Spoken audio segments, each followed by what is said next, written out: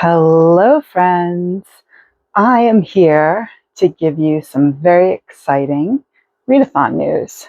The final FMC Readathon for September, hosted by Bose Books, is going on, and I have joined the Goth team, of course. Here's some of my books that I have for a possible TBR. There is a prompt that we get extra points for as the Goth team, and the book cover needs to be black. So I have put together a ton of my books that have been on my TBR cart and things that I got at the horror book fair. So we're going to go through and give you guys some options too. First up, Angel of Indian Lake. Stephen Graham Jones is my favorite horror author. I loved The Only Good Indians was my first book. Mapping the Interior is my favorite book by him, but this is the trilogy ender for the Angel Lake trilogy. This starts with My Heart is a Chainsaw and goes through Don't Fear the Reaper, and then this is the third. So I have to finish it up. I really do. Next up, we have Humboldt Cut by Allison Mick. This is a redwood forest eco-horror book, and I'll read you the little blurb. So, deep within the massive redwood forests of Northern California, a Black woman encounters supernatural forces while confronting disturbing truths about her family legacy in this darkly humorous novel of eco-horror. So, I'm in for this one. I've been wanting to read it for a while. Next up, I got Paradise Rot. I don't know a ton about this one either. You're going to hear that a lot in this.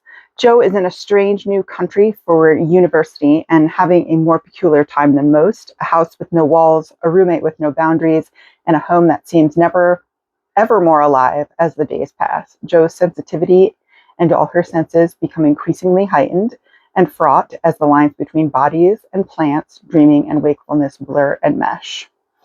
So, more eco-horror. Next up, we have Doll Parts by Penny Zhang. Once again, I don't know anything about this. This was gifted to me. Somebody bought it off of my wish list, which was very kind of them. So, told in a dual timeline, Doll Parts is an irresistible debut, at once an exploration of the dark chasms that break apart friendships, an ode to the aching beauty of girlhood, and a sharp portrayal of grief that can physically haunt you. So this looks like sort of girl friendship horror. I'm going to make that category up, but that sounds like Spoiled Milk would be in there, I think. So I'm excited to read this one too. Next up, Edenville. This is actually a local author to me. He lives a few towns over. Let's see. This one is about, after publishing his debut novel, The Shattered Man, to disappointing sales and reviews, Campbell P. Marion is struggling to find inspiration for a follow-up. When Edenville College invites him to join as a writer in residence, he's convinced that his bad luck has finally taken a turn. His girlfriend Quinn isn't so sure. She grew up near Edenville and has good reasons for not wanting to move back. Cam disregards her skepticism and accepts the job, and Quinn is forced to reluctantly follow along. So, definitely a good choice. I'm not sure if it counts because there's so much yellow. We'll see. Next up, I have one of the first books I got in my aardvark box, Nowhere Burning by Catriona Ward. She is great. She wrote The Last House on Needless Street, and she wrote Sundial, which I gave away to a friend. I don't know why. I wish I had it back. I might have to buy it again. But that I didn't expect Sundial to sit with me as long as it did. So I'm expecting, and Last House on Needless Street just lives rent-free. So I'm expecting this one to be just like that. Next up, we have I'll Be Waiting by Kelly Armstrong. Let's see if I can read a blurb. Nicola Lawton never expected to see adulthood after being diagnosed with cystic fibrosis as a child. Then medical advances let her live into her 30s, and she met Anton, who taught her to dream of a future together. But mere months after getting married, Anton died in a horrible car crash, uttering to her with his final breath, "I'll be waiting for you." So this seems like a horror thriller, ghosty book that I'll be interested in reading. Next up, gotta pull this big pile over. Next up, this is an indie book that I picked up at the Horror Book Fair. It is called The 13 Black Cats of Edith Penn by Sean McDonough. Another black cover book. And what potion can restore a young girl's invalid mother to full health? What spell would give a bullied teenager the power to strike back against her tormentors? Edith Penn knew, if you believed the stories whispered around town, there wasn't anything the old witch couldn't do for the right price. But that's all over now. Edith Penn is dead, buried, forgotten.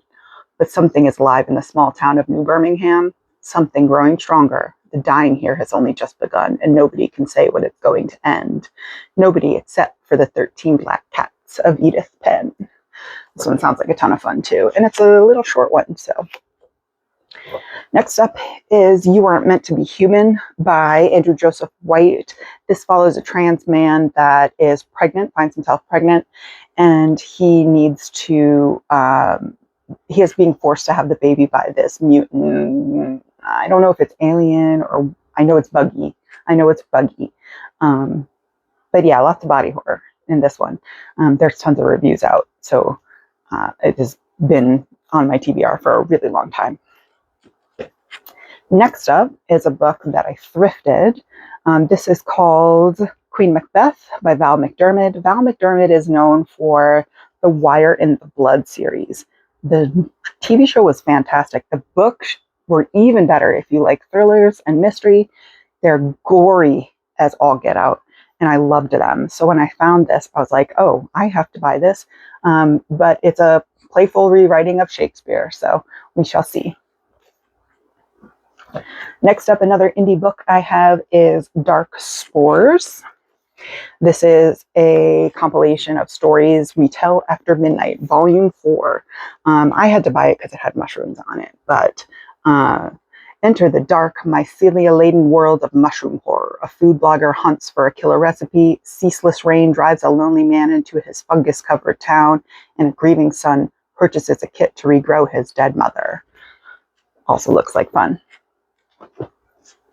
Then we've got Such Sharp Teeth by Rachel Harrison. I am very excited because I'm going to see Rachel Harrison in 3 weeks, I think, in Albany, New York. If anybody's around there, you want to come and visit. She'll be at the Barnes & Noble in the mall.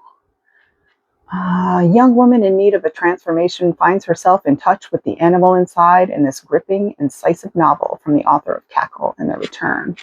I have read Black Sheep by Rachel Harrison, and I liked it just fine. I loved it. I think I gave it 4 stars. Next up is this. I'm definitely going to squeeze into one of the prompts because I have to get it read before the movie comes out. Incidents Around the House by Josh Bellerman. This is a story about a little girl who has an entity living in her closet that she calls Other Mommy. And that's what the movie is going to be named. And it's got Jessica Chastain in it, I think. I don't know, it looks pretty scary. Next up is What Hunger by Catherine Dang. This one is, I think, cannibalism horror. Let's see. It's a summer before high school, and Ronnie Nguyen finds herself too young for work, too old for cartoons. Her days are spent in a small backyard, dozing off trashy magazines on a plastic lawn chair. In stark contrast stands her brother Tommy, the pride and joy of their immigrant parents, a popular honor student destined to be the first in the family to attend college. The thought of Tommy leaving for school fills Ronnie with dread as she contemplates the quiet house she will be left alone in with her parents, May and Ba. So this one has been on my TBR for a bit, and I don't really know if it counts that that's totally a black cover. It may be too much pink in here, but it's in the pile. Next up is Slewfoot. This is about an ancient spirit awakens in a dark wood. The wild folk call him father, slayer, protector. The colonists call him Slewfoot, demon, devil. To Abatha, a recently widowed outcast, alone and vulnerable in her pious village, he is the only one she can turn to for help. Together they ignite a battle between pagan and Puritan, one that threatens to destroy the entire village, leaving nothing but ashes and blood in its wake. I got this at one of our local used bookstores. It was in perfect condition. Traded in some books for it. It was excellent. All right, last book. No hate for this one. Inamorata. I haven't read this yet. I've heard so many things about it. It is a dark fantasy romance. Dark horror fantasy romance. I don't know how many genres you can have before you start falling apart. Anyway, I am going to hopefully get this one in too. It's a pretty big book, and usually in readathons I like smaller books, but we'll see. Anyway, what of these have you read that you loved? What of these do you think I am pushing the boundaries on a back cover? Let me know down in the comments. Take care. Bye.